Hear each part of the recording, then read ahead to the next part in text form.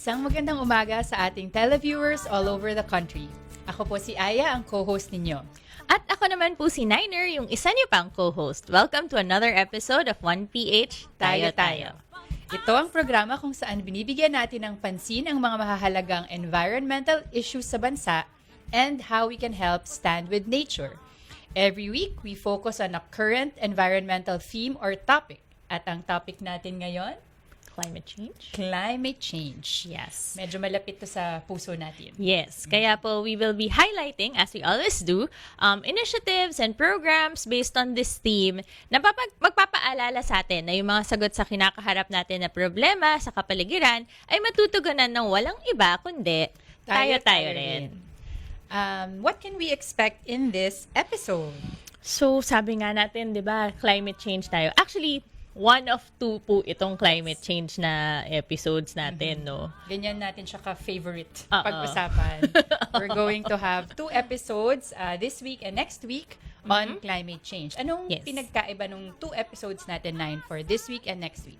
Bale, yung for this week po kasi na climate change episode, magfo-focus po tayo sa local level na activities, plans, policies, ganyan, mga local events, yan, mga pangyayari dito. Yes, and mga mas direct action. Direct in action, relation to yes. climate At saka po mga youth. At yung mga medyo youth, ganyan. tungkol sa anong ginagawa ng mga young people sa Pilipinas and all Yes. over the world in relation to climate change. And Yes. pwede natin siguro i-tease yung episode for next week na kung this week ay local and young, Yan yung. and young. Next week naman, ang tututukan po natin ay mga mas international kinds of engagements in relation to climate change at magkakaroon din tayo ng guest na medyo veterano na po sa field ng climate advocacy. Yes. So, please tune in dahil they're both important aspects Yes. of the climate movement. This is true. So, this episode po dahil medyo sa mas youth, mas direct action, pero at the same time, since it's our first climate change episode, medyo magka-climate change basics po tayo na onti lang, ganyan. Parang yun po yung pag-uusapan natin habang chikalikasan, no? Parang ano ba talaga ang climate change? Ganyan. And I think climate change, I'm sure most, if not all of our televiewers, narinig na yung term na yan. Hindi na siya mysterious, at siguro yung mga, kung alam na to ng mga tao, pwedeng it's a review for them. Yes. Doon naman sa hindi pa hindi talaga naintindihan, parang medyo gets nila, but not quite. This is our opportunity to go over the basics of Experience climate ng change. slight. Konting paliwanag. Oo, Tatry po namin ipaliwanag in 15 minutes ang climate change. Sige, go. Go. Hindi, okay. So, climate change, ano po ba talaga ang pagkakaiba ng climate at saka weather, no? Kasi kadalasan po yung weather tsaka climate na pagbabaliktad yan eh. So, Aya, go. Go. Ano ang Okay. pagkaka... Sige. So, madalas kasi pagka nisip natin climate, syempre, na-associate natin yan agad sa panahon. Ano ba yung nangyayari sa weather or sa atmosphere, yan, sa kapaligiran natin. Atmosfera. Pero isa sa mga pinakasimpleng paraan para i-define kung ano yung climate is to distinguish it from weather. Okay, so nakita natin ngayon sa screens natin. Ay, nawala siya. Sige, so ang weather po, yan yung mga specific or yung ano yung mga condition na nasa immediate na kapaligiran natin. May kinalaman din siya sa temperature, pero ito yung panahon, di ba? Umuulan Panahon. ba? Umaambon? Parang, Nagsusnow? parang kung nasaan ka, yung lokalidad na yon sa panahon na yon, di ba? Oo. Or yung, kung hindi man yung panahon na yon, parang kahapon, kumusta yung weather kahapon? Oo. Ganyan. So it's the condition of the atmosphere in your specific location and in a specific time. Yes. So very local, very immediate siya. So bagyo, snow, mainit, malamig, Yes. mahangin, yan ang weather. Yan ang weather. Yung climate naman po, yan po yung average na weather. So, yung weather na pinagsama-sama over a period of about 30 years. Ganyan. So, yun po yung climate. Yun po yung average na weather. So, hindi po natin pwedeng sabihin, kunyari, na kunyari, maulan, or hindi, malamig kahapon, pues walang global warming. Kasi malamig kahapon, hindi. Pangmatagalan po ang titignan natin. Yes. So itong nasa screens natin ngayon, yan ay isang picture mula noong Ondoy. Yan, sa Marikina. So, yan, madalas natin yan tinatanong pagka meron tayong mga trainings. Ito bang incident na to, yung ondo, yung pagbabaha, is this a weather phenomenon or a climate phenomenon? What do you think? It depends. It depends. Yes, I would say it's both. It is both. Yes. Kasi po yung weather po, yan po yung so nung panahon na yan, umuulan ng malakas, ganyan, May bagyo. may bagyo, tuloy bumaha, ganyan. Yun po yung weather sa panahon na yan at sa lugar na yan. So yung weather in Marikina at that point in time ay mabagyo. Yes. Pero po, nagiging climate issue siya, Event siya. nagiging climate event siya, kung mapapansin natin sa nasa mahabang panahon, 'di ba? Yung average po given a certain amount of time, parang mas napapadalas yung bagyo at napapalakas siya. Yes, so kaya natin nasasabi na isang halimbawa ng climate change yung mga typhoons, yung increasing number and intensity of storms, typhoons sa Pilipinas na lang, no? Hindi pa natin pag-usapan yung buong mundo. Because of the changing climate, the intensity, the frequency, no? So Yes. yung lakas at yung gaano kadalas nangyayari yung mga ganitong extreme weather events, dumadami at hindi lang yun, nagiging unpredictable sila. So yung mga lugar na dating hindi binabagyo, hindi binabaha, hindi natatamaan ng El Nino, ngayon nangyayari na siya. Kaya kadalasan Yes. nakita natin na yung mga tao, hindi sila prepared. Kasi parang, never bumabagyo dito, never ganyan kalakas, pero ngayon, dumadami, lumalakas, dumadala. So, Yes. yan ang ilan sa mga indicators na nagbabago yung klima natin or merong climate change. Opo, yung mga patterns po kasi yung tinitignan natin Yes, dyan. kaya long term, diba? Kaya Kailangan long term tingnan siya. over a period of at least 30 years Yes. to determine kung weather lang ba yan or is it an indication of the state of the climate. Opo. Okay, more Okay ba tayo? Okay. Okay ba tayo? Okay naman yung initial natin. Ngayon, ano ba yung nagkukos ng climate change? Yan, isang magandang katanungan yan. At siguro narinig na rin po ng mga viewers natin yung tinatawag natin na global warming or greenhouse effect. So, Yes. alam naman siguro natin kung ano yung greenhouse, no? Yung kung saan Mga halaman. isa siyang building or structure kung saan naglalagay tayo ng mga halaman to keep them at a certain temperature na medyo mainit. Okay. So, kaya natin ginagamit yung term na greenhouse effect para sa Earth. Yan. May greenhouse effect. Okay. Bibilisan natin yung paliwanag nito. Kaya mo na yan. Sige. Support you. So, yung alam naman natin na yung Earth, ayan, nababalot tayo ng ating atmosphere. Okay, yan, nasa screens natin. So, meron tayong atmosphere. Yung araw po, yung the sun, tuloy-tuloy siyang nagre-radiate ng init at iba-ibang ultraviolet and other rays papunta sa Earth. Okay. So, sa atmosphere, mag-filter yan sa atmosphere natin, tatama siya sa ground, sa lupa, at supposedly, tatalbog yan ulit pabalik sa outer space. Yes. At ang mananatiling init at mga radiation sa surface ng mundo ay yung kinakailangan lang natin. So, natural na cycle yan. Talagang pumapasok yung init at mga rays na yan sa mundo at lumalabas ulit. Pero, Yes. kailan nagkakaroon ng greenhouse effect? Yan. Nagkakaroon ng greenhouse effect kapag yung atmosphere natin na supposedly finifilter lang niya yung mga rays na yan, pagka napuno siya ng greenhouse gases, Yes. at mamaya pwede nating banggitin kung ano yung mga halimbawa ng greenhouse gases, imbis na tumalbog ulit yung heat and yung radiation na nanggaling sa araw, natatrap siya ng gases na yan. Yes. So, imbis na lumabas yan from the Earth at bumalik sa outer space, nananatili siya in our atmosphere at naiipon yung init at mga harmful radiation. Yes. So, kumbaga po, hinaharang po nung greenhouse gases yung paglabas nung mainit na ano. Yes. Na, Ano ba yung isang anong tawag mo dyan, laganap or malaking type of greenhouse gas sa ating atmosphere ay carbon dioxide. So, CO2, yan, I think yan, madalas Yes. natin narinig yan. Yan yung nanggagaling sa exhaust ng mga sasakyan, ng mga pabrika, sa transportation, energy industry, no, sa mga Yes. factory, and Maliban sa CO2, meron din tayong nitrous oxide, Yes. methane, Mhm. ano pa ba? Yan. 6 po sila. Opo, 6 yung po yung 6 po greenhouse sila, gas. but I think pero yung pinaka- in general, Mm-mm. oo. Isa pa palang source ng CO2 emissions ay deforestation. Kasi pag nagputol tayo ng puno, nagre-release siya ng GHG, ng greenhouse gas. Opo. So, madalas ba, pagka may kausap kayong ma-climate change, ganyan, pag sinabi po nilang GHG emission, ganyan, greenhouse gas emissions po yan. Ayan. So, etong, yun pa, sorry, nabanggit natin ilan yung energy. So, pag-produce natin ng power para magkaroon ng kuryente ang bansa at ang Yes. buong mundo. From Agriculture. agriculture. So, pagka inaararo natin yung lupa, nagre-release din yan ng greenhouse gases into the atmosphere.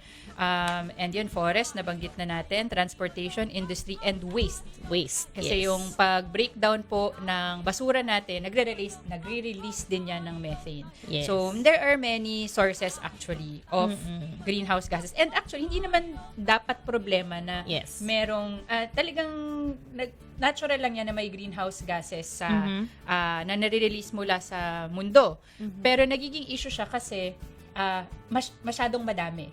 Hindi kinakaya ng natural processes ng Earth na iproseso yung dami ng greenhouse gases na yan because we are emitting more than the Earth can naturally deal with, in Yes. other words. Yes. So nakikita natin ngayon dito sa screen, hindi masyadong kita yung years, no? But I think ang pinapakita nito ay from the end of the 19th century, so late 1800s, Yes.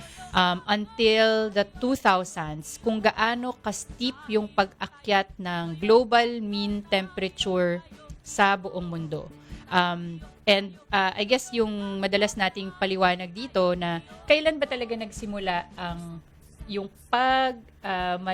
maraming pag-emit natin ng greenhouse gases sa atmosphere? Ano yung historical event? Historically po, yan po yung tinatawag nilang Industrial Revolution, no? Correct. So sa mga ano po yan, sa mga western countries, bali yung mga bansa po na mayaman na ngayon. so nung yung mayaman po sila, Yes. para po yumaman, ayan, emit sila ng emit. So, Yes. yung nararamdaman po nating epekto ngayon ng climate change, yun po ay nanggaling dun sa na-emit pa nila. Kaya, kasi po, So, di ba, long-term ang effects niya eh. So, matagal bago natin naramdaman. Kaya ngayon natin siya Yes, and I naramdaman. guess baka may mga nag-iisip kasi na, and I think na nababasa natin to minsan-minsan na actually the changing climate is a natural phenomenon. Yes. Hindi ibig sabihin na kesyo dati ganito ang temperature, tapos ngayon ganito na yung global mean temperature.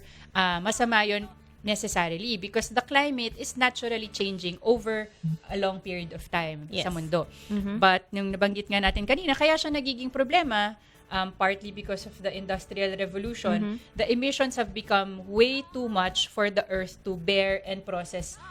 Kumaga hindi makakope up yung natural Earth systems natin. Yes. Kasi po kung maalala nyo, yung carbon dioxide, kunyari, yung proseso po niyan, kung tayo, hinihinga natin ay oxygen, ganyan.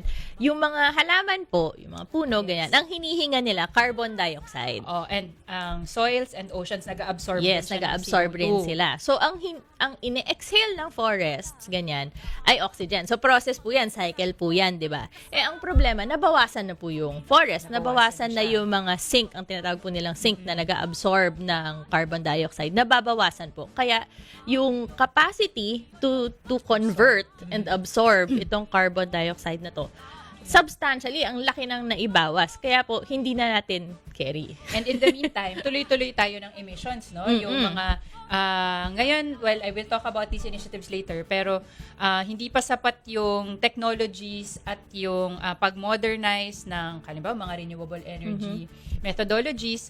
Medyo hindi pa siya fast enough para makombat yung ganong overloading ng greenhouse Yes. gases sa mundo. Karamihan po actually ng mga scientists nag-agree na yan, nangyayari talaga ang climate change, lumalala talaga siya, umiinit ng umiinit.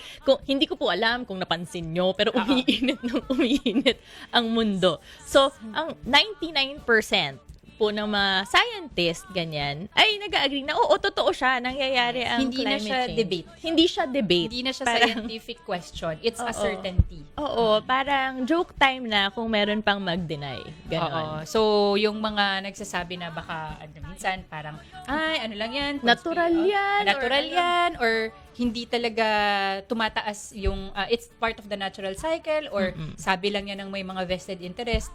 Ayun, 99% of scientists all over the world agree that the climate is changing and it's caused by anthropogenic causes, meaning tayo pong mga tao ang nagkakos ng Opo. global warming which leads to climate change. Yes. Pag sinabi po nilang anthropogenic, tao yon. Ibig po sabihin nun, Caused tao. by humans Human and therefore, caused. ang makaka-address din ay walang iba kundi Humans Humans din po. din. Diba? Kasalanan mo eh. Ayusin mo. ayun. So, yun Parang yung ganyan. hino-hope natin. Yun po ang hino-hope natin. And, sorry. Good. Hindi. Bakit tayo dapat ma-concern, no? Sabihin natin, okay lang, di naman kami inaabot ng baha dito sa lugar namin, mataas yung tirahan namin, or ay, good for you, Te. or meron akong maganda yung bahay ko, hindi ako matatablan ng may aircon ako, hindi ako maiinitan kahit na may global warming. Ano ba yung mga impacts ng climate change just to run through them quickly na yun? Opo. Well, marami pong impacts Madami, yan. madami. Mula sa ekonomiya, sa health, sa industriya, sa agriculture. Pero yung sa health pa lang po, nako, yung pag-change ng climate, meron po yan mga dalang iba pang sakit, no? Na actually, yung sinasabi po nila, kahit dun sa pagtunaw po ng Arctic, dun yung mga yelo-yelo, di ba, sa mga dulo ng Sa mundo, poles, ganyan. yes. Meron bigla siyang mga nai-release na bagong virus na hindi na matagal nang nawala. Tapos yung respiratory illnesses, dumadami, asthma, ganyan po. Ako po asthmatic at sasabihin ko po sa inyo, mas mahirap Mas huminga mahirap. ngayon. Yes, and then may effect din siya sa landscapes and seascapes natin. So nagbabago, halimbawa erosion po ng coastal areas, yung El Nino, 'di ba? Yung pagkatuyot ng lupa, syempre bumababa po yung yield o yung ani. Nagkakaroon ng loss of habitat, no? Yung a few episodes ago we talked about biodiversity and the habitats are very important for biodiversity. Nawawala na yung tirahan ng mga Yes. hayop. Nababawasan tayong tubig. Exactly. Nako, mahalagang ano din 'yan. Nagkaroon tayo ng water shortage, episode. diba? Shortage, sorry, Oo. yes. Pero magkakaroon din kaming water episode. So yun, so nagbabawasan yung tubig, yung pagbaha po, nadala ng mas maraming yung mga mas maraming climate na events. So yung mga bagyo, yung mga mas madalas na mas malakas, 'di ba? Exactly. So yung pagbaha, tulad po ng Ondoy, bandang Rizal po ako nakatira at sasabihin ko po sa inyo, never pa kaming nagkaroon ng baha ng ganon bago ang Ondoy. But ngayon, mas naghahanda na tayo kasi unpredictable na talaga siya. Yes. Oo. So, yan, umpisa pa lang. Intro to climate change pa lang. Madami na po talaga kaming maikukwento. Marami na kaming hugot. We'll keep talking about climate change after the gap. So, stay tuned for the next segment, Earthwise. We will have a guest, Beatrice Tulagan, the Executive Director of Climate Stories. So, stay with us. Tara na, tayo na, tayo na, tayo na. Usad-usad tayo. Hi! Welcome back po. Oras na po para sa Earthwise, kung saan nag-iimbita kami ng mga taong nagsisikap na gumawa ng pagbabago para sa kalikasan. Yes, and our guest for our first climate episode, we're very excited to have her here. Ang guest natin ngayon ay si Beatrice or Bea Tulagan. She's a journalist and the Executive Director of Climate Stories. Good morning, Yes. Bea. Good morning. Welcome Hi, to Nina. the show. Thank you for having me. Of course! Thank you for joining us. Maaga kang nagising today. Oo. So, tatanong lang una namin para malaman ng viewers, televiewers, ganyan. What's the idea behind Climate Stories? Parang, what is Climate Stories? Diba? Okay. So, yung Climate Stories, isa siyang bagong media non-profit pero focusing on climate change. So, like any other media agency, Yeah. nagpo-provide kami ng news, features, pero ang focus talaga namin, climate change, especially yung mga human stories. So, kung human stories ang ibig nating sabihin doon, yung kung ano ba yung nangyayari sa ground, di ba? Para kasi pag sinasabi natin climate change, typically usually, ang kwento ng mga tao, yung science, yung greenhouse gas, yung Kaka-explain. yung mga we kaka- tried to explain you very well. explain. Tried. So, na-effective naman din yun. Pero sabi nga nung isang scientist, di ba, a scientist group, science alone won't move people to action. So, Yes. kailangan natin ng mga inspiring na story para lumaban yung mga tao para tigilan yung climate change. Is it focused sa Philippines lang or mas global, wider audience? Sa ngayon, Philippines siya. Sa ngayon. Sa ngayon. So, may plans to Abangan. expand. Right. So, what made you start this? What drove you to start this? Nagsusulat kasi ako ng isang story, dapat para lang siya sa personal blog ko about sa isang community sa Limay, Bataan. Tapos, nilapitan kami ng isang community member isang araw, sabi niya sa amin, para sa amin yung climate change, Bea, hindi lang yan advocacy, campaign, deliverable at the end of the year na dapat may campaign ka. Para sa amin, pang araw-araw na buhay namin to. Tapos, kailangan namin ng mga taong magkukwento para sa amin o kaya kailangan namin matuto ikwento yung mga sarili naming storya. So, doon kami nagsimula na sana talaga magawa namin na mapakita sa mga tao yung mga storya na pang araw-araw ng climate change. Tapos talagang dun siya, yung inspiration mo to start Climate Stories, it came precisely from yung parang target mo na i-represent, sila mismo yung lumapit sa'yo na nagsabing, ito kailangan namin tong ganitong movement. Oo, mismo. Magaling. So, what did you do before Climate Stories? So, work ako like you guys, in climate policy sa isang NGO din. Pero for the longest time, writer din ako. So, parang yung climate stories, way ko siya para i-marry yung dalawang passion of mine na yun na writing saka climate change. So, yun, ang aking background. And as I can attest, Bea is a very good writer. Yeah, so, salamat. yes, we work Yes, she is. work with Bea in a few projects and she's a good writer and storyteller. So parang perfect yung napili mong way to yan yung skills and interest mo at passion mo pagsamahin dito sa Climate Stories. So, with Climate Stories, sino yung audience nyo, di ba? And do you focus on uplifting your audience or medyo may takot factor? Ganyan? What's your messaging? So, lagi ko sinasabi, we focus on stories that move people into action. And feeling ko wala namang isang formula doon eh. Hindi mo sila basta tatakutin lang o basta i-inspire lang. Feeling ko dapat para kumilos yung mga tao para sa climate change, halo siya ng inspiration at takot at galit sa injustices na nagagawa ng climate change. So, yun yung approach namin talaga na parang yung iba't ibang nagagawa ng climate change sa mundo, pinapakita namin para makuha nila yung kombinasyon ng emosyon na yun para mag-move sila into action. And a lot of the time talagang appeal to emotion siya, no? Yung kailangan na intindihan ng tao, what does it have to do with me? Exactly. To be able to convince them that they need to do something. Yes. Pero at the same time, you have to show them that they can do something, di ba? So, parang hindi pwedeng afraid ka forever, tapos afraid ka na lang. Kasi hindi mo alam kung anong gagawin mo, di ba? May nabasa nga kaming story na isa sa mga reason din namin kung ba't namin ginawa yung climate stories, na ang pinaka nagre-respond daw yung mga tao sa mga stories na may example ng isang local community o isang local leader na gumagawa ng solutions.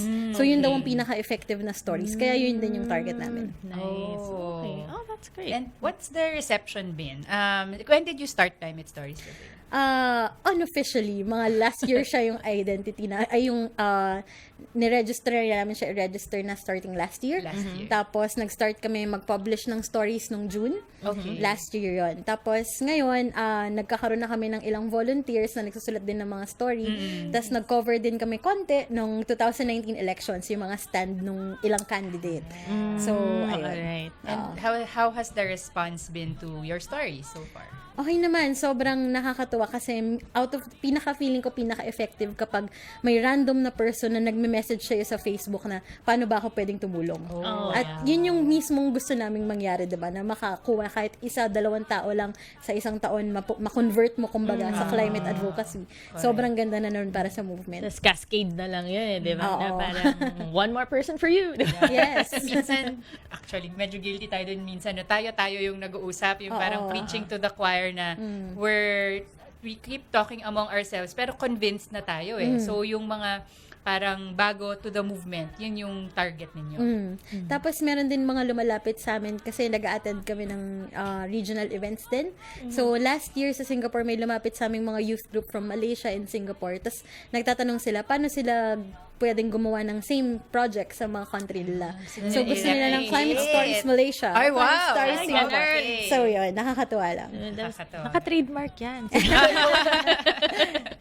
Pero, okay, pero ang alam namin, di ba, meron ka pang isa pang role, di ba, with 350 Pilipinas. Tama. Sa 350 East Asia, actually. East Asia. Okay. So, can you tell us more about that? So, yung 350.org, international organization siya na ang goal, mag-build ng capacities ng local activists para maging part sila ng global climate movement. So, ang aming tagline officially ay to hold leaders accountable to the realities of science and the principles of justice. Wow, So, ang ganda. oo, yun talaga. So, yun ang aming mission. And what's your role in 350 East Asia?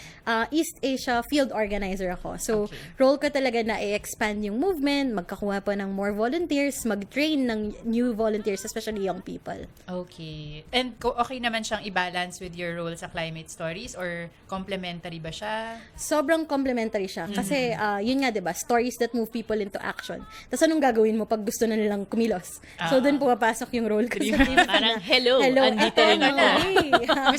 gusto mo bang sumama? Eto na. And by the way, di ba? May platform din tayo dyan. So, saktong-sakto nga. di ba? And yung nabanggit natin earlier in the episode na we wanted to feature in this climate episode yung ginagawa nga ng youth. So, sabi mo, dun sa Climate Stories, may mga youth groups na lumalapit. Maski sa 350.org, may mga kabataan din na who want to be involved. And recently, nagkaroon ng Youth Strike for Climate Change na I think global movement siya, no? And Yes, meron din tayo dito. meron din sa Pilipinas. And Bea, you were also involved in the Youth Strike? Oo, pero ang role namin talaga is to support the youth strikers. Kumbaga, tulungan namin silang maging organizers in their own right. So, sa Pilipinas, nagkaroon ng 15 cities kung saan Nice. nagkaroon ng climate Wow, strikes. okay. Tapos, umabot sa mahigit 500 tao yung umattend. Ang pinaka okay doon, yung merong mga survivor ng Yolanda na nag-strike. Tapos, nagkaroon sila ng mga local demands, tapos sinend nila sa mga local municipalities and cities nila para makita ng mga gobyerno kung ano yung gustong mangyari ng mga kabataan. So, what exactly did they hope to accomplish with these strikes? No? Parang kung pinadala nila yung demands nila, policy ba yan? Or any kind of action in particular? Or? Yung sa local governments, may policy recommendations talaga na syempre yung typical na mag-shift tayo sa renewable energy pero just transition dapat, ganyan.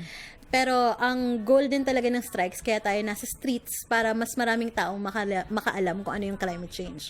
So, sa palagay ko naman, na-accomplish naman nila yun dahil ang daming attention sa climate strikes talaga. Tapos, ang dami na namang nagbe-message sa aming random people na paano ba kami sumali sa cause na to. So, yun ang So, aming maganda yung achievement. reception. Oo. Maganda rin ba yung reception from local government, from the policymakers na pinadalhan ng mga list of demands, di ba? Oo. Target audience. Sa Tacloban, nagkaroon sila ng audience with the Vice Mayor. So, ang ganda nun na winelcome yung kabataan. Tapos, yung sa kabataan party list naman, nag-send ng resolution si Representative Sara Elago na para suportahan yung climate strikes worldwide. So, meron ngayong resolution in Congress up for approval siya ngayon na kung susuportahan ba ng gobyerno or hindi yung climate strikes. Ang galing kasi immediate yung mga nagiging response, no? And iba din, I think, yung effect na ngayon hindi na lang mga adults or yung mga mas nakatatanda ang nagiging active. At hindi lang youth na parang college level. As in, grade school, high school. Sila na yung lumalabas, nagpupunta sa streets para magprotesta at mag-strike. Sa bagay, sila nga naman talaga ang pinaka-maapektuhan ng Exactly. climate change, Oo, di ba? oo. So, tama lang rin. Tama lang. At parang tama lang na they act on it and at the same time that they are listened to. Oo, yan yung hope natin, no? Na they will be taken seriously kahit bata pa sila. Meron nga kaming susunod sa September 20, yung pangatlong araw ng Global Day of Strike. It will kick off a week of actions naman. Tapos, ang invitation ng mga bata, yung nagsimula nito si Greta Thunberg, diba? So, ang invitation niya at sobrang hundreds of strikers around the world ay kasumama na yung mga matatanda, kasumama na ang mga workers, at sumama na ang lahat para sa isang global day na lahat tayo magpipay attention sa climate crisis. Wag nang ipaubaya sa parang wag na lang panoorin rin yung mga batang nagsistrike, kundi sumama na pati Sumama yung mga, na, oo. mga adulting. Mga youth at Yumu youth at mga Oo. youth at heart. Yes. Meron ka bang mga, ang tanong siguro, Bea, na, yun, nakwento mo na may mga ilan ng responses from the LGUs and from Congress din. Would you say na meron talagang pwedeng maging concrete impact ang youth sa pagiging active nila sa climate movement? Oo naman. Kumbaga, sabi nga, 'di ba, kaya naman merong civil society space at space para sa youth para maging pressure groups. Tayo yung influencers, kung #influencers Hashtag influencers. ng mga policymaker. So, ang maganda ngayon, nag-open up na rin yung spaces for youth consultations sa mga climate change programs, sa mga ang alam ko dapat may percentage na dapat youth sa UN level pa nga lang, 'di ba? Dapat may youth constituency. So, at unti-unti kinukuha na ng mga youth yung mga opportunity na yon para magsabi kung ano yung gusto nila mangyari. I think, yung isa kong, parang sa mga ilan kong na-witness through the years na watching and observing yung mga, hindi na talaga kasama, observing the youth. Parang Sige, pag yung, Lola. pag yung, tita naman, pagka yung mga bata ang nagsalita, iba talaga yung impact niya. And I think from the early days pa ng climate convention, na madami yan sa mga nagva-viral na videos, minsan siya kasi Greta Thunberg nga, di ba? Na pag yung mga passionate na bata, youth ang nagsalita on an issue that they really care about, tagos siya sa puso, di ba? Kasi Totoo. parang if this young person can understand why this issue is important, yung call to action nila, parang mahihiya ka as an adult that caused all the problems for them. Totoo. Parang gano'n. Or made it worse for Or made them. it worse, na parang kung yung bata naiintindihan niya, bakit tayo hirap na hirap kumilos, di ba? Oo. Good question. May isang placard ng climate strike, nakalagay talaga, most people will die from old age, the youth will die from climate change. Oo nga. So, yun yung harsh reality natin. Harsh. Sobrang harsh reality na dapat natin i-confront talaga. Kaya correct. dapat din maging mas active yung youth para sa Oo. climate. Meron akong naisip na parang interesting bilang medyo hindi na masyadong young.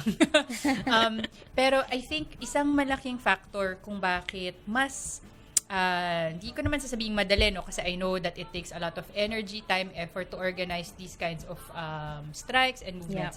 But ano yung masasabi mong role ng social media in spreading the word in the Philippines and globally? Sobrang laki ng role ng social media pa lang nung etong youth climate strike dahil nag-post lang kami saka yung mga organizer ng mga poster, ng mga video tungkol sa climate change, kung ano ba to, kung ano yung dapat mangyari. Tapos kung sino-sino na yung na-reach namin. Sa feeling ko yun ang pinakamagandang effect ng social media. It allows you to communicate with people you will otherwise not meet at all. So, sobrang laki ng role ng social media. At saka parang organically siya parang kumakalat talaga siya Oo. by itself if people find it interesting and engaging, di ba? And I think kasi parang partly social media is the territory of the youth. Alam mo yun, Yeah, to a ayun certain din. extent. So parang like, you know how to work it. Mga Diba? Parang memes yun ba yan? yung- Memes ba yan? Tita Niner? Sobrang daming Daming Yung media mga namin, ano yun, yung mga organizer. meme. Mga meme. Digital natives nga daw yung youth, di ba? Kasi Oh, walang learning that's curve. a beautiful Diba? word. Digital That's a new word, natives. new term for Definitely us. you're not one of those. YOLO. Nagpapabata. Oo. Pero, what would you say is, parang, has there been a shift, kumbaga, in the discussion, parang among the youth? Parang, meron bang shift in what has been talked about? Diba? Kung before, it's more of understanding what climate change is or like how to spread the word. Tapos, nagkaroon ba siya ng shift towards action now as opposed to before? Sa palagay ko, oo. Kasi kung dati ang discussion sa climate change, unfortunately, kung totoo ba to o hindi, saka yung science backing it up, yung mga ebidensya. Ngayon, yung discussion na, especially sa mga kabataan na katrabaho namin, kung ano yung definition natin ng climate justice. Kasi, di ba, climate justice affects everything from gender rights, to poverty, to labor rights. Kaya, feeling ko mas likely mag-action yung mga kabataan. Kasi nakikita nila na yung climate change affects every other cause they care about. So, definitely, moving into action na sila. Tsaka I think yung message din ng youth is the urgency, di ba? Kasi we work at the international level pagdating sa climate change and daming usap, di ba? Daming usap. Na hindi natin sinasabing hindi kailangan. Yes. It has its part. But it takes a long time. Ang dami-daming political elements na kailangan magtagpo-tagpo. Pero I think yung nagiging message ng youth is okay, mag-usap yun ng usap, pero actually the time is now, di ba? Yes. Hindi na siya pwedeng in 10 years, 20 Oo. years. It's really urgent. So, kumusta naman yung youth? Like, do they know how to get in touch? Kasi marami, kunyari, last month, meron kaming talk sa Ateneo na among junior high teachers.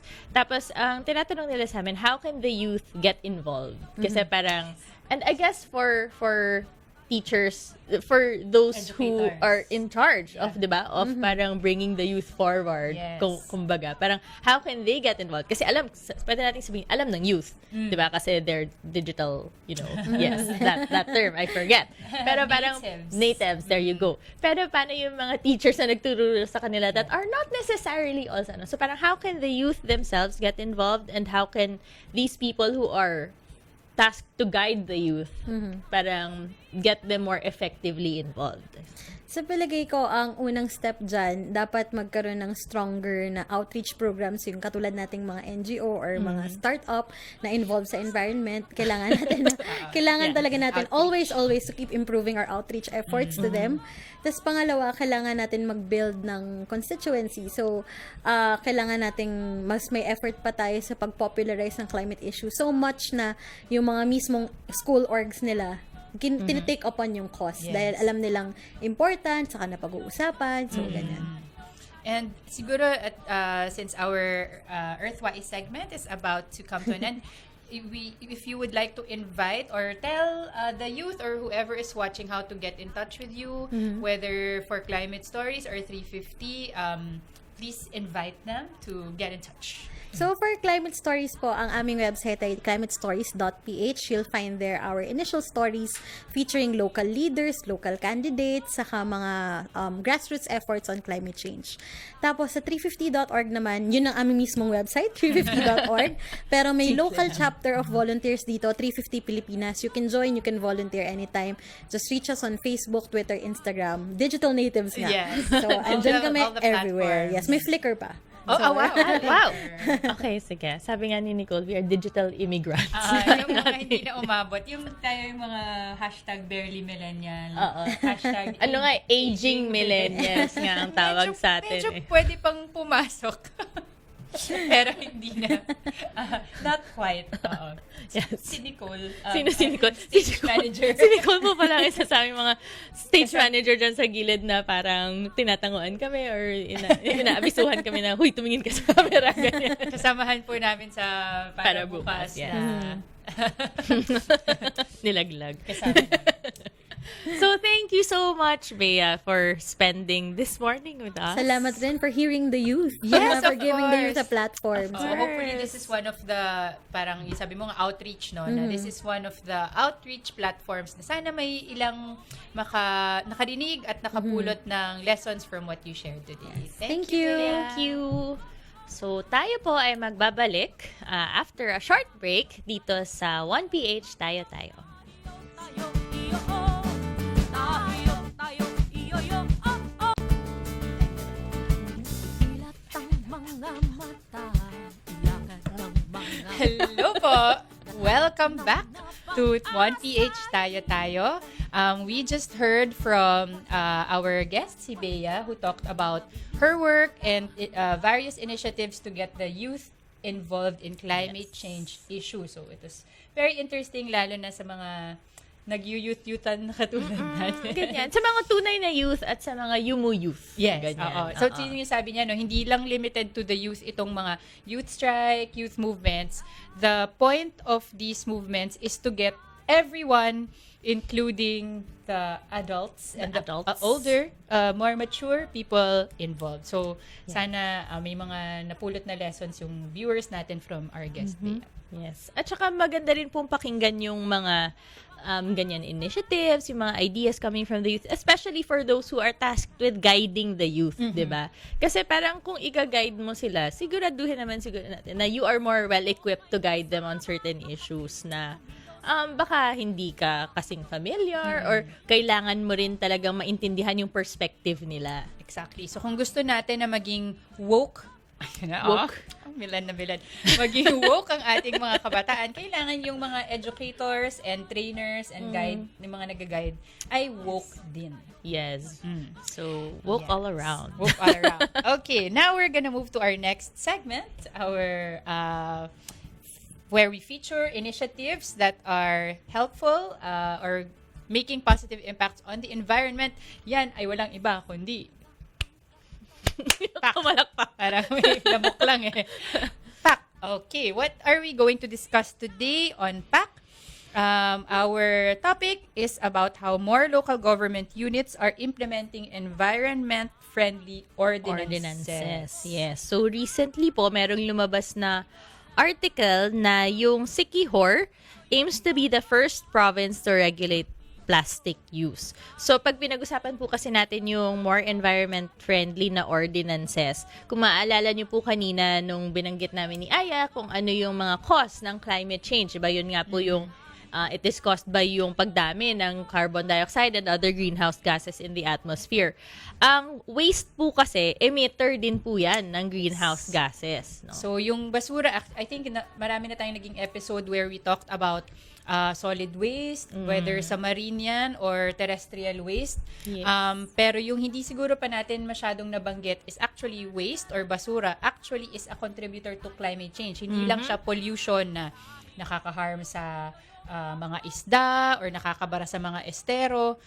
Maliban dyan, nag-i-emit din ang basura ng greenhouse gases. Oo. Para actually po, may cycle din po yung basurang yan. Kasi bukod sa i-emit siya ng greenhouse gas, so pinapalala nga po niya yung effects of climate change, 'di ba? So dahil po doon, kunyari, sabihin na natin mas dumadalas ang bagyo at mas lumalakas siya.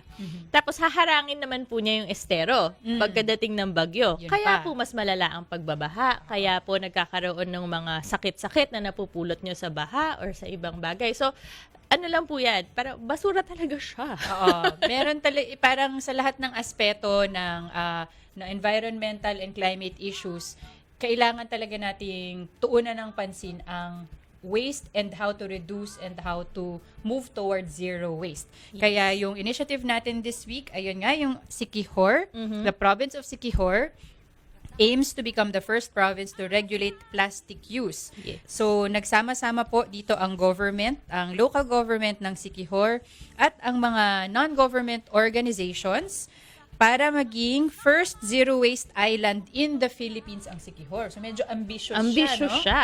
It's a province-wide initiative. Yes, regulation talaga ng plastic use so pag-regulate po ng plastic waste 'yan sa buong island ng Siquijor. So medyo malaki pong area 'yan kung tutuusin yung mga previous po na local government policies, ordinances na lumalabas ay mas limited in scope, no? So, mga city po yan or mga barangay, ganyan.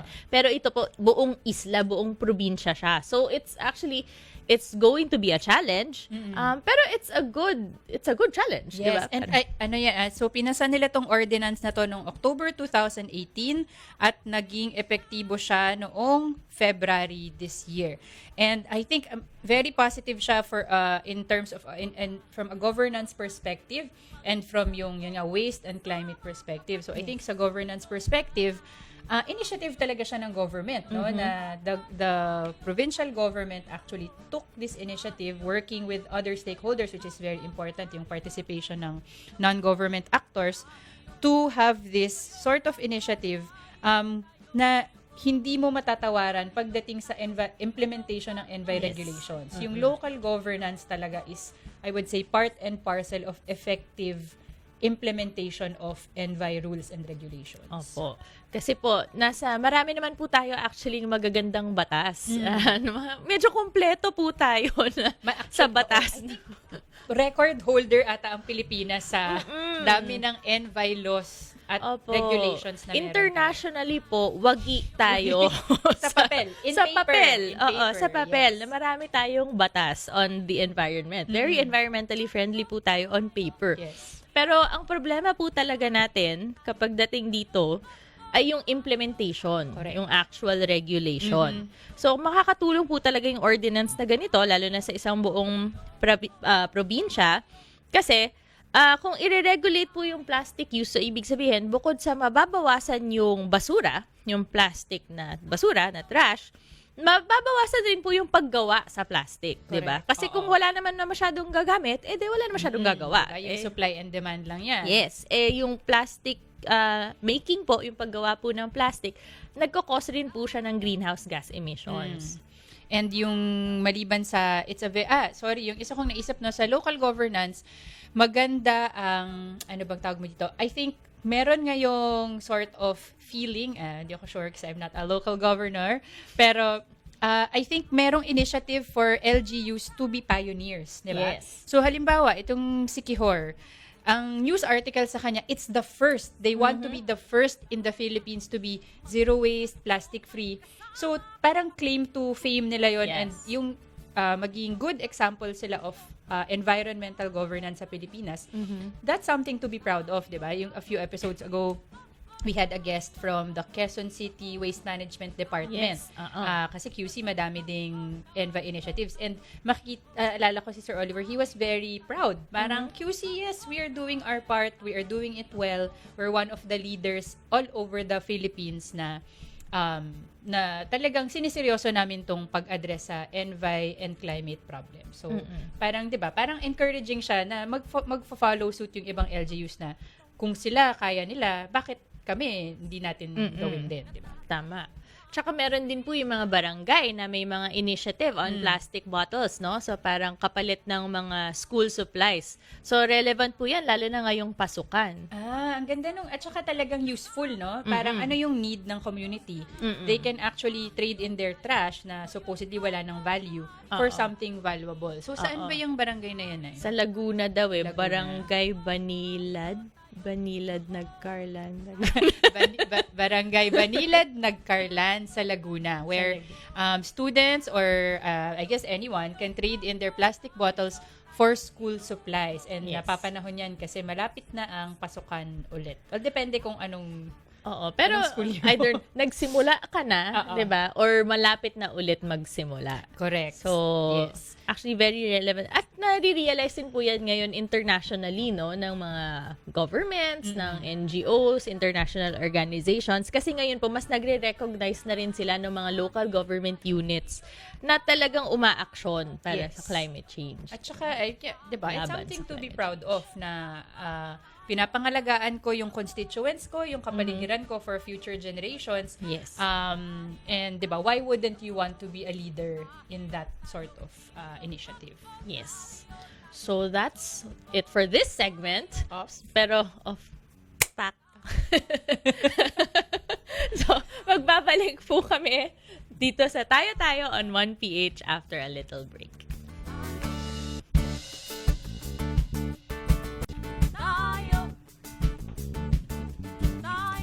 Welcome back po dito sa Tayo on 1PH. And this brings us now to our last segment for this episode. Tita Tips. Tita Tips. On Yes, Tayo. On tayo. So, di ba po yung episode natin today ay tungkol sa climate change. So, it's the first of 2 episodes on climate change. Ang focus po natin ngayon, dahil unang episode siya ay youth, di ba? Youth, direct local action. Direct action, local initiatives. And now we'll bring it even closer to home. Ang Tita Tips natin ay magfo-focus on what can people do personally Yes. to help address climate change. Yes, as in closer to home, your home. Yes, your home. Literally yung bahay ninyo. Yes. So, una po siguro, masasabi natin ay educate yourself, di ba? And hindi po nakakahiya magtanong. Sa totoo lang. Kasi, ang climate change po, scientific po yan. I mean, di ba, it's a scientific matter na that that affects every aspect of our lives. So, dapat po nating matutunan yan. Dapat po natin malaman kung paano tayo maapektuhan yan at paano siya relevant sa atin. Yes. Minsan yung ngayon, syempre ang daming information na kumakalat sa internet at sa pang-araw-araw na buhay. Na una, we need to be discerning kung ano ba yung tamang information at hindi tamang information, lalo na sa ganito, very, urgent, critical issue. Tapos yung isa kong pet peeve na minsan naririnig ko, halimbawa, nagsishare ka ng ano yung alam mo sa mahalagang issue, tapos sasabihan ka ng, dami mong alam. Ikaw na. Ikaw na. Na as if negative yun, pero hindi, di ba? The more we know, the more we are educated, the more we can take educated, decisive actions. Yes. So, the more you know, the better. Hindi po masama ang maraming alam. Mabuti po na marami Mabuti po tayong yan. alam. Lalo na sa climate change dahil, yun nga, sabi mo, kahit team natin siya naintindihan, kahit invisible siya sa palagay natin, it affects each and every one of us. Opo. Ang importante po ay maintindihan natin kung paano tayo maaapektuhan ng climate change. Kasi marami pong bagay yan. Kunyari, ako po, asthmatic ako. Alam ko paano ako matatamaan ng climate change tungkol dyan. Tiga Rizal ako. Alam ko kung paano siya yung ganon. So, kailangan po natin maintindihan yon. Yes. At the same time, maintindihan din po natin paano niya maaapektuhan ng ibang tao kasi kasama po naman natin silang mabuhay dito, di ba? So, understanding how climate change affects us and how we can affect what happens to the earth in terms of in relation to climate change. Opo. So, ang ilan pang tips natin. Okay, so maliban sa educating ourselves, kailangan nating maging matipid. Anong ibig sabihin sa matipid? Hindi lang po sa pera, mahalaga din 'yon. Although yes. Kailangan din yun. Ano yung mga pwede nating tipirin para makatulong sa usapin ng climate change? Kunyari po, kuryente. 'Di ba? Magtipid tayo ng kuryente. Paggamit ng kuryente. Kailangan po maging energy efficient yung tawag nila. So, hindi lang po yan porket gusto natin magtipid ay lagi na lang nakapatay ang ilaw, ganyan, or ano. Hindi po ganun yun. Tignan niyo rin po yung light yung bulb niyo po ba, yung ilaw niyo po ba, ano yung wattage niya, 'di ba? Yung iba-ibang mga appliance ninyo, ano yung wattage nila. Minsan po, alala ko po yung science teacher ko nung grade school. How long ago na? Hi, Sir Louie. How long ago? Medyo matagal-tagal na. Pero ang sinasabi po niya, aralin nyo rin yung sa kuryente, yung pagpatay at sindi ng ilaw. Hindi porket lalabas ka ng kwarto, kailangan mo siyang patayin, tapos babalik ka after 5 minutes, ganyan. Kasi kapag sinindihan mo siya ulit, para siyang magre-restart di ba? So, pagka-restart niya, kailangan niya actually minsan ng more energy to start see. again. Okay. As opposed to hinintay ka niya ng 5 minutes. Yung nagastos na energy, ganon. So that's part of educating ourselves. Yes, Diba? Ano oo. ba yung impacts ng energy consumption? And the reason that we need to conserve energy is because energy, nabanggit natin at the start of the show, is one of the causes of climate change because Yes. of the emissions Yung- caused by energy generation. Yes, yung greenhouse gas emissions po na nag-generate ng pag-generate ng energy. So, parang kapag po, kunyari yan, sa diesel po, di ba? Or yung fossil fuels na tinatawag nila, yung coal, ganyan. Ang laki pong contributor niyan. dun Yes. sa So yung isa greenhouse gas emissions. exactly. So isa pang paraan ng pagtitipid in terms of energy is switching to renewables, 'di ba? So mag-install ng mga solar panels, ganyan. Yan yung isang I guess nagiging popular na Opo. option ngayon. Yes. Ah, So, bukod yes. pa doon, transport. Transport, nako. Ay. Sa Metro Manila especially, napakadami nating emission generation. Carbon dioxide emissions from transportation. I think palaki siya sa Metro Manila by the day. Dahil parami ang population ng Metro Manila, parami ang sasakyan. So, ano po yan? Gas rin po yan, di ba? So, parang nag-emit po yung mga sasakyan habang umaandar kayo or Nagsusunog. nagsusunog yan So, yung greenhouse gases po yan or buti kung umandar kayo. Kung nasa Ayun. traffic kayo. It actually has more emissions. Yes. Kasi When- nasa isang lugar kayo. Oo. Tapos bumubuga lang. Correct. So, yung sasakyan po na idle or yung naka-start pero hindi umaandar, it's actually producing more emissions than a car that is moving. So, how do we save? Of course, we opt for public transportation options. If kung that is pwede. available. Available. Diba? And carpooling, of course. Yes. Sharing rides with your friends and your classmates. Makikisabay. Classmates. Classmate pa rin, ganyan. Office mates. And ano din po siya, matipid rin po sa inyo, di ba? Kasi ang mahal-mahal ng gas ngayon. Oo, Yan, actually, grabe ang mahal ng matipid gas din siya. ngayon. Sobra. Bukod pa po doon, pagkain. Yes. Di ba? O, Aya, paano? Pagkain, ayan. Okay, malapit to sa puso ko. So, I think madaming paraan para magtipid in terms of food. Una, yung food choices natin. If we eat less meat, not to say na everyone should become vegetarian or vegan, but because meat produces more methane and carbon dioxide emissions also. When we eat less meat, we actually help lessen those emissions. Eating local and seasonal food because that causes less transportation. No? Kung local ka bibili, ano yung malapit na available na pinatubo, ginrow, sa paligid mo, it takes less to transport those products. Or of course, grow your own, di ba? Kung meron kang maliit na plot ng lupa, or baka malaki, balay natin, meron kang lupain. Pwede rin. Growing our own food, makakatipid ka na. Pwede pang organic if you want to make sure that your produce is pesticide-free. And yun nga, in terms of emissions, makakabawas din tayo. And of course, food waste. Diba? Yes. Sabi natin, lessen our food waste. Yes, kasi po kapag mas malapit po nyo kinukuha yung pagkain nyo, 'di ba? Yung biyahe niya mas maiksi. Mas maiksi. So mas maiksi yung biyahe niya, mas onti po yung nai-emit nung sasakyan na pambiyahe. So, Correct. yes, 'di ba? And At waste. Wait. do not waste. Yes. Waste. So bawasan po natin ang Ang basura. Opo. Kasi nga po, 'di ba, kahit yung sabi namin kanina, yung plastic, yung paggawa man lang ng plastic, nag-e-emit po yan ng greenhouse gases. Producing plastics also. Yes. as Tapos, emissions. habang nabubulok yung basura, nag-e-emit din po Na yan naman. ng greenhouse Correct. gases. So, paulit-ulit na sinasabi, reduce, reuse, recycle, refuse plastic. May isa ko idadagdag dyan, repair. Kung hindi pa kailangan itapon, kung pwede pang ipagawa yung appliance mo. Appliance talaga. Pwede pa.